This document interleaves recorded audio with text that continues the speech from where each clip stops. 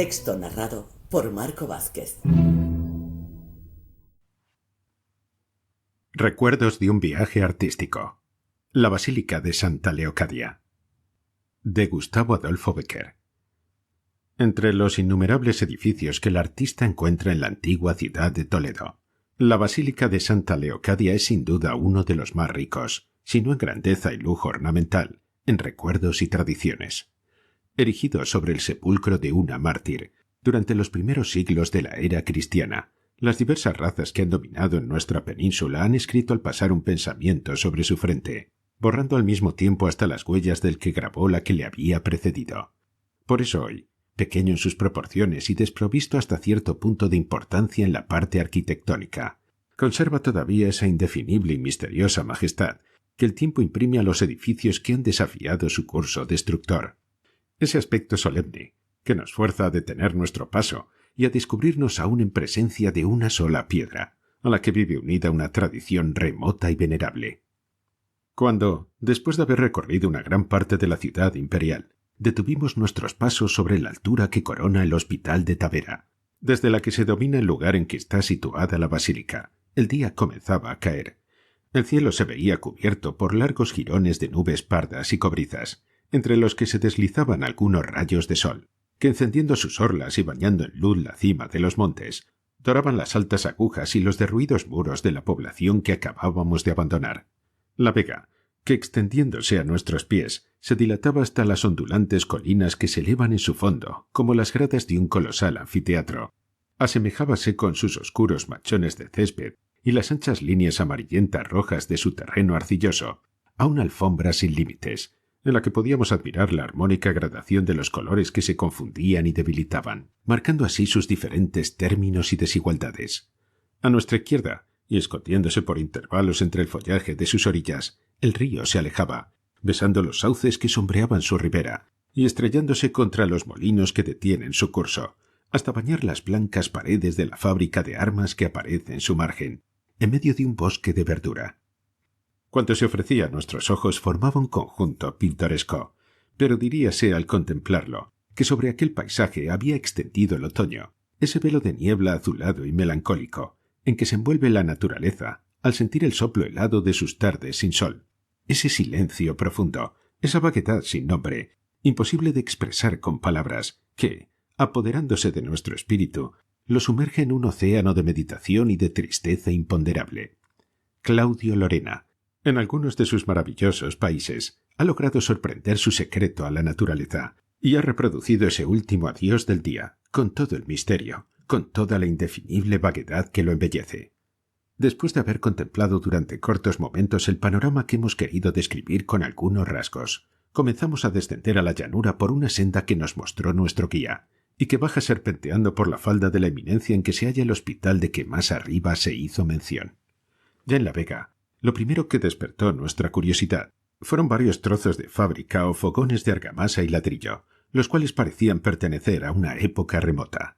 Efectivamente, son fragmentos de construcciones romanas que, diseminadas acá y allá, y medio ocultas entre las altas hierbas, señalan aún al viajero los lugares por donde en tiempo de los Césares se extendió la gran ciudad, que hoy ha tornado a subirse sobre las 7 colinas que le sirvieron de cuna.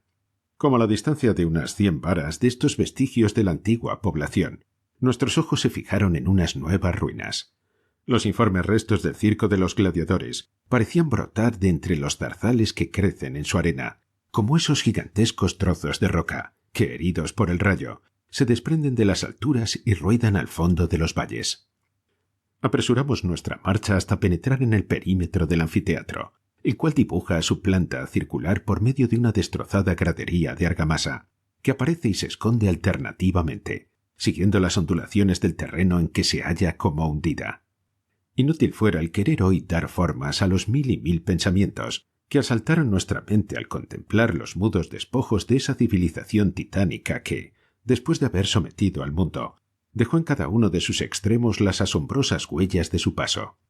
Eran tan rápidas las ideas que se atropellaban entre sí en la imaginación, como las leves olas de un mar que pica el viento, tan confusas que, deshaciéndose las unas con las otras, sin dar espacio a completarse, huían como esos vagos recuerdos de un sueño que no se puede coordinar, como esos fantasmas ligerísimos, fenómenos inexplicables de la inspiración, que al querer materializarlos pierden su hermosura, o se escapan como la mariposa que huye dejando entre las manos que la quieren detener el polvo de oro con que sus alas se embellecen. Abandonamos el circo, siguiendo nuestro paseo a través de una ancha vía romana, de la que solo quedan algunos vestigios. Estos, que se reúnen ya en forma de arcos informes, por entre cuyas grietas suben enredándose las campanillas silvestres, ya en figura de rotos pedestales o de ruinosos lienzos de muro, apenas se alzan del terreno que los cubre lo suficiente para indicar la planta de las construcciones a que pertenecían. Menos de un cuarto de hora habría transcurrido desde que comenzamos a atravesar la vega, cuando nuestro guía nos llamó la atención sobre un pequeño edificio de forma circular, en cuyos muros se observaban 3 series de arcos árabes rehundidos, colocados los unos sobre los otros, y al que defendían contra la intemperie una cúpula de pizarra y una humilde cubierta de tejas. A medida que nos fuimos aproximando, comenzaron a levantarse a sus alrededores algunas tapias ruinosas, por detrás de las que se elevaban grupos de árboles, entre cuyas copas vimos aparecer una cruz de hierro que nos indicó el carácter religioso de aquella fábrica. En efecto, el edificio que contemplábamos era la antigua basílica, conocida hoy bajo el nombre del Cristo de la Vega. Al fin llegamos a la verja de hierro que defiende la entrada del atrio, y sobre la que se ve la gran cruz de que ha poco hicimos mención. Allí encontramos 2 mujeres, con las que cambiamos un saludo, y a las que nuestro guía hizo presente el objeto que llevábamos. Estas nos señalaron el camino que se dirige a la ermita, y nos internamos en él siguiendo sus instrucciones. El camino lo forman 2 tapias de construcción moderna, al par de los que corren 2 filas de cipreses, por cuyos troncos suben tallos de hiedra y de campanillas azules, y a cuyos pies crecen un gran número de rosales blancos, que enlazan sus flores con las de siempreviva y del lirio. Un silencio profundo reinaba en derredor nuestro. El leve suspiro de la brisa que agitaba las hojas era triste. Hasta en el canto lejano de las golondrinas que cruzaban con vuelo desigual sobre nuestras cabezas, apercibíase por intervalos tonos melancólicos y perdidos. Aquellos oscuros cipreses por entre los que marchábamos, aquellas flores pálidas e inodoras que bordeaban los lindes de nuestro sendero, parodiaban las calles de un jardín. Pero las ortigas que crecen en su enarenado piso, el jaramago que, con sus grupos de flores amarillentas, ondula como el penacho de una cimera sobre los muros, las tintas vagas e indefinibles del crepúsculo, las que contribuía a encarecer el opaco reflejo de las nubes apiñadas en el horizonte, el sordo murmullo del río que se revuelve y forcejea entre los trozos de roca que en aquel punto detienen sus aguas. Todo sobrecogía el ánimo infundiéndole un pavor religioso que, sin saber por qué, no nos permitía hablar sino en voz baja, forzándonos a mover el pie con sigilo, como si temiéramos que el rumor de nuestros pasos despertara a los que en aquel recinto duermen el sueño de la eternidad. Al fin de esta calle de cipreses se halla el atrio. El atrio que sirve de cementerio a los canónigos es de planta cuadrada y consta de un frente principal que ocupa la puerta de la ermita y otros 2 laterales en que están abiertos los nichos, cerrando el todo una verja de hierro. Involuntariamente nuestra atención se fijó en la portada de la basílica, cuyo exterior humilde forma un contraste singular con los grandiosos recuerdos que a ella viven unidos. La superioridad de la idea sobre la materia la mirábamos allí como simbolizada. Monumentos que sus autores creyeron imposibles de destruir, razas poderosas que sujetaron el mundo a su poder, imperios construidos por la espada sobre las ruinas de otros imperios, civilizaciones que los siglos contribuyeron a perfeccionar. Todo se ha borrado, mientras un templo humilde, erigido sobre la tumba de una doncella por algunos hombres oscuros, a quienes sólo animaba la fe, ha atravesado las edades, ha hecho frente a las invasiones, y aunque perdiendo sus formas, siempre ha conservado su espíritu. Existe hoy solo, mas con su mismo nombre, con su mismo objeto, en mitad de esa llanura erizada un día de palacios gigantes, de circos asombrosos, de termas sin número, de las que sólo quedan la memoria o algunos fragmentos informes. De estas consideraciones que de tropel asaltaron nuestra mente, vino a arrancarnos la voz de nuestro guía, que nos invitaba a penetrar en la iglesia antes que la ya dudosa luz de la tarde se extinguiese por completo. Traspasamos el umbral de Santa Leocadia. La rápida transición de la claridad del atrio a las sombras que bañaban el interior de la iglesia nos deslumbró al principio. Después, Gracias a algunos moribundos reflejos del crepúsculo, que penetraban a través de los altos y estrechos ajímeces del ábside, los objetos fueron poco a poco destacándose los unos sobre los otros, deshaciéndose en la oscuridad que los envolvía.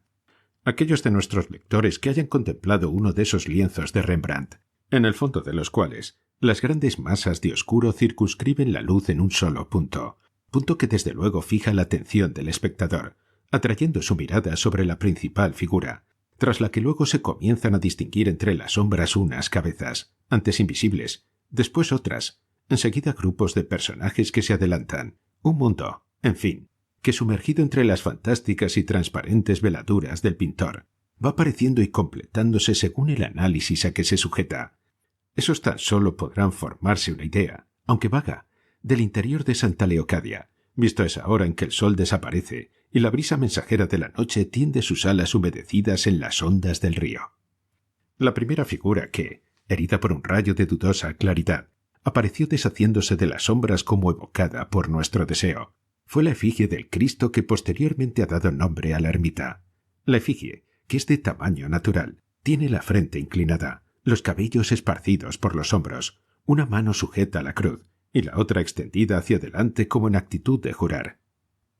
Nosotros que conocíamos la misteriosa tradición de aquella imagen, nosotros que tal vez en el fondo de nuestro gabinete habíamos sonreído al leerla, no pudimos por menos de permanecer inmóviles y mudos, al mirarla adelantar su brazo descarnado y amarillento, al ver aún su boca entreabierta y cárdena, como si de ella acabasen de salir las terribles palabras «Yo soy testigo». Fuera del lugar en que se guarda su memoria, lejos del recinto que aún conserva sus trazas, donde parece que todavía respiramos la atmósfera de las edades que les dieron el ser, las tradiciones pierden su poético misterio, su inexplicable dominio sobre el alma. De lejos se interroga, se analiza, se duda. Allí la fe, como una revelación secreta, ilumina al espíritu y se cree. Pasada esta primera impresión, poco a poco, y a medida que nos familiarizábamos con la oscuridad, fuimos gradualmente distinguiendo las efigies, los altares y los muros de la iglesia. Como dejamos dicho, nada de particular ofrece el templo en su parte arquitectónica, ni sus proporciones ni sus detalles son suficientes a producir esa sensación de asombro que causan las maravillosas obras que el mismo arte que elevó por última vez a Santa Leocadia ha dejado esparcidas por Toledo. Solo en el exterior de su ábside, que según ya se expresó, se halla cubierto por series de arcos incluidos los unos en los otros, ofrece al artista un estudio del postrer período de los 4, en que puede dividirse la historia de nuestra arquitectura árabe. Pero en cambio, un mundo de recuerdos, a cual más grandiosos e imponentes, se agita y vive en aquellos reducidos lugares. Una a una pueden recorrerse allí todas las épocas, con la certeza de encontrar, en alguna de sus páginas de gloria, el nombre de la humilde basílica. La primera que se ofrece a los ojos del pensador, en esa edad remota que sirvió de cuna al cristianismo, época fecunda en tiranos y en héroes, en crímenes y en fe. La civilización, que muere envuelta en púrpura y ceñida de flores, tiembla ante la civilización que nace, demacrada por la austeridad y vestida del cilicio. Aquella tiene una espada en sus manos, esta un libro de verdades eternas, y el hierro domina, pero la razón convence. He aquí por qué los césares lanzan sin fruto los rayos de su ira desde lo alto del Capitolio sobre las proscriptas cabezas de los discípulos del Señor.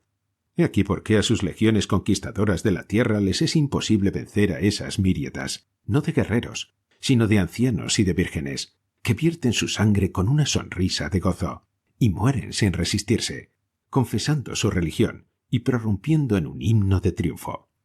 La semilla de la fe germina y crece en el silencio de las catacumbas, en las tinieblas de los calabozos, en el horror de los suplicios, en la ensangrentada arena de los anfiteatros. La persecución, a su vez, toma gigantescas proporciones y presa de un delirio febril, corre ardiendo en sed de exterminio tras un fantasma invisible y hiere el aire con sus golpes inútiles, porque cuando logra alcanzar el objeto de su furor, la muerte deja entre sus manos sangrientas con un cadáver la envoltura material del espíritu, que rompe sus ligaduras y sube al cielo desafiando su crueldad con una sonrisa. En estos días de lucha y de prueba aparece el santuario de Santa Leocadia, erigido, según la más remota tradición, sobre la tumba de la Virgen y mártir de este nombre.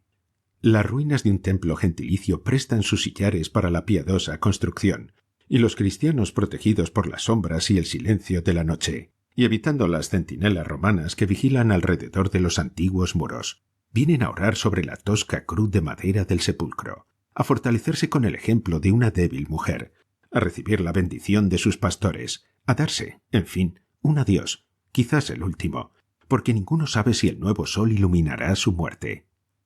Pero las tribus del norte se extienden sobre la envejecida Europa, y a la regeneración espiritual de las ideas se une la material de las razas. El imperio dobla la frente ante sus vencedores, que después de asolar sus templos y ciudades, no encontrando enemigos que combatir, se sientan sobre las destrozadas ruinas del Capitolio, a reposar el ardor y el cansancio de las luchas. El cristianismo, entonces, esa idea que marcha silenciosa a través de la desolación y los combates, esa llama de fe que crece y se multiplica de día en día, viene a encontrarlos, y sin sangre, sin violencia, sin horrores, subyuga a aquellos guerreros indómitos, ante quienes las haces romanas se deshicieron como columnas de humo, y dándoles leyes, dándole religión, dulcifica sus costumbres, enfrena sus pasiones, hace sus leyes, sus monarquías y su sociedad. Entre los oscuros anales de esta segunda época de la era cristiana, volvemos a encontrar el reducido santuario, obra de los primeros defensores de la fe. Un rey poderoso levanta con mano piadosa la basílica sobre los antiguos restos de la tumba, y el arte, que empieza a salir del profundo sueño en que se hallaba sumergido, merced a una tosca imitación de la antigüedad, despliega en él las rudas galas que lo distinguen, agotando los recursos de su imaginación sencilla y ardiente.